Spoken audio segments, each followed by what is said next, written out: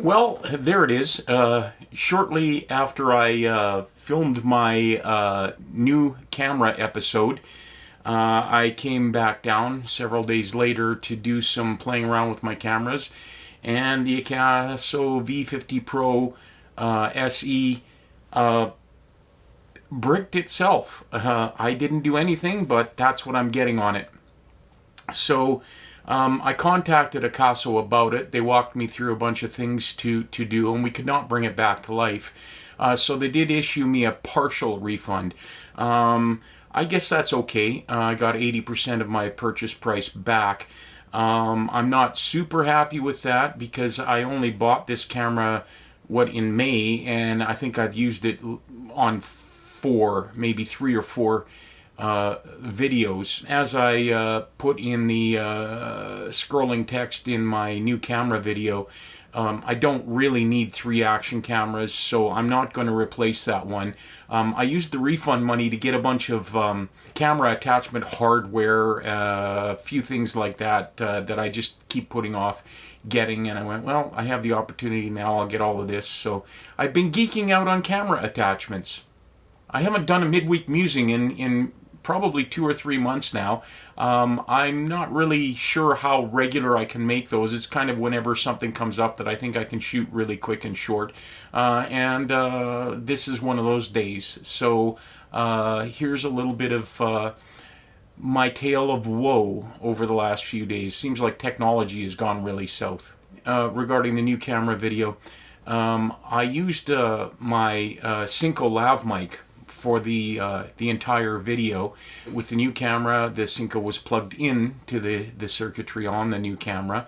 I like that lav mic. As I said, it's really good in terms of not picking up a lot of room noise and the reverberation and stuff. But it's a love-hate thing with that mic. It picks up a lot of RF interference. It's a decent sounding mic. But I get buzzes and noises, and in particular, if I'm powering anything off a USB bus, it will just hum like crazy. And that actually happened when I was doing the ZV-1 portion of my last video, my new camera video. I had it plugged into my MacBook Pro so I could monitor it on my MacBook Pro. And just the humming and buzzing was insane, and I wasn't doing anything to monitor the audio, so I found out about it after the fact. Luckily, I got some Waves plugins that did a decent job of cleaning up that hum and buzz, but you will hear that if you listen closely, in particular on the ZV-1 part of my last video. I'm playing around with not using the lav mic, so today what I've done is I've got my Zoom H1n on top of the ZV-1. We'll do a video on audio for video coming up, and I'll kind of describe what I've done. But I thought I would try playing around with the Akasos, doing some different views and angles. So I have my Akaso A is sitting over off to my left, and it will be covering the area that I'm going to be working. Also, I have my Akaso B from the top down, so I'm thinking of maybe not using the Vixia HFR 400 if the Akasos will work better for that. Oh, another thing, macOS Monterey. Don't do it. I regret it.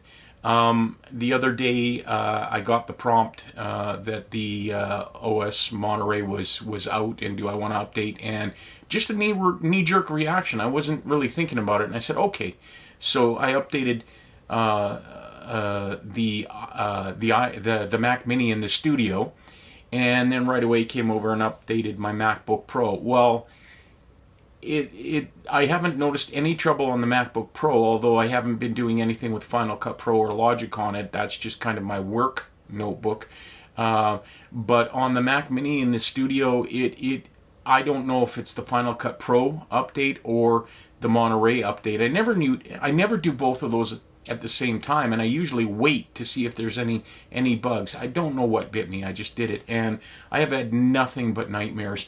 I've got the control center bug on the Mac Mini, so all my RAM gets eaten up and the thing crawls to a halt and I have to reboot.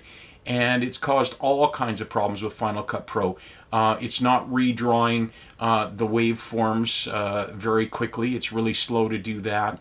If I close the library, at least with a project open, when I go to open the project again, Final Cut Pro will freeze and I have to force quit it, and then I have to go and restore the library.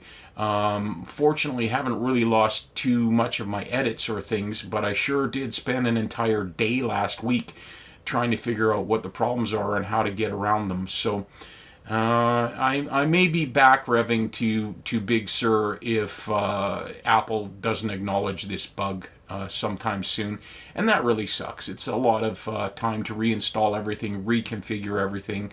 I'm definitely going to lose 2 days doing that. As I said, it's a tale of woe. I think that's it for this midweek musing.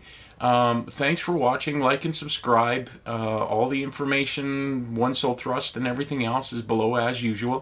Thanks for watching. We'll see you on the next video.